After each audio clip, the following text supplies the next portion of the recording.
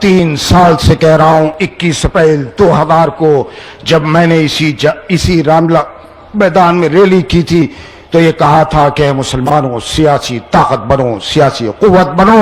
अगर सियासी ताकत नहीं बनोगे तो तुम इसी तरह मरते रहोगे, पिटते रहोगे, कटते रहोगे। तुम तो वो कौम हो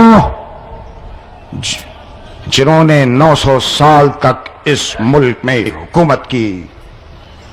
तुम हाकिम रहे, उसके बाद महकूम बना दिए गए, और आजादी के बाद जब कांग्रेस का राज आया तो तुम गुलाम बन गए और आज मसलूम हो। और इस मजलूमी से, इस महरूमी से अगर तुमको निकलना है तो ऐ मुसलमानों, अपने अंदर इत्तेहाद के साथ सियासी कुव्वत पैदा करो। इसके बगैर इस मुल्क में कोई अब रास्ता नहीं है। जब मुसलमानों को सियासी कुव्वत बनने की बात आती है, सियासी पार्टी बनने की बात आती है, तो कहा जाता है कि नहीं, सियासी पार्टी बनेगी तो इनकलाब आ जाएगा मुल्क में, ये मत करो। तो मुसलमान तो इनकलाब लाने के लिए पैदा हुआ है, और एक इनकलाब इस मुल्क में इंशाअल्लाह ये मुसलमान लेकर आएगा। यादवों की पार्टी बने तो कुछ नहीं, अकालियों की पार्टी बने तो कुछ नहीं, अजीत सिंह पार्टी बनाए तो कुछ नहीं, दलितों की पार्टी हो तो कुछ नहीं। मुसलमानों की पार्टी बनेगी तो इनकलाब आ जाएगा, और इंशाअल्लाह इनकलाब आएगा। लेकिन पार्टी वो होगी जिसमें फैसला दलित नहीं करेंगे, जिसमें फैसला यादव नहीं करेंगे, जिसमें फैसला करने का इख्तियार किसी और को नहीं होगा। फैसले का इख्तियार सिर्फ और सिर्फ मुसलमानों को होगा। मैं ऐसी पार्टी अगर बनती है तो उसकी मुकम्मल हिमायत करने के लिए तैयार हूं। हां, तुम्हें वोट लो, तुम्हें अगर इलेक्शन लड़ना है लड़ो, हम तुम्हारी हिमायत करेंगे जहां जरूरत होगी, लेकिन तुम्हारी रहनुमाई हमको मंजूर नहीं है।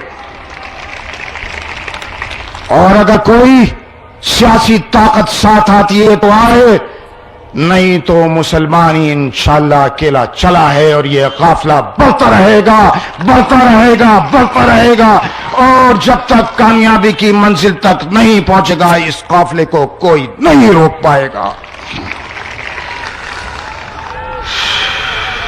हमारा एतमाद तमाम सेकुलर जमातों पर से उठ चुका, अब किसी पर एतमाद नहीं रहा। मैं ये यकीन दिलाता हूं कि अगर कोई सियासी जमात बनती है, ऐसी जमात जो सिर्फ मुसलमानों की हो, तो मेरी मुकम्मल ताईद उसके लिए, उसके साथ होगी। लेकिन जो शराइत मैंने रख दी, उन शराइत के साथ, उन शराइत के अलावा मैं किसी पार्टी की हिमायत नहीं करूंगा।